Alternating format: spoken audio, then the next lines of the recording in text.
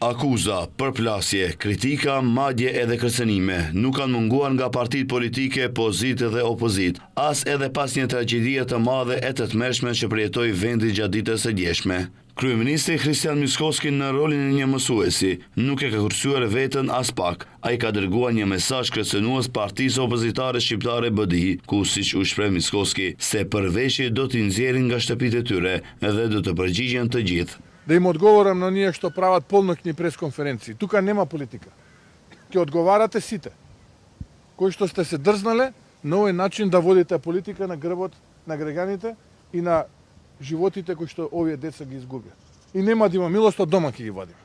Ако мислат дека ќе се обидат на етничка карта да играат и на политиканство кое што вчера се обидува со тие полноќни пресконференции. Од дома зушти ќе ги вадиме. Ово треба да го знаат. Ndërkaq, Mickoski thotë se ngjarja në Koçan është më shumë se krim dhe është vrasje masive që dikush ka lejuar të ndodhë. I pari qeverista se diskoteka ka pasur vetëm 2 herë licenca në vitin 2021 dhe 2023.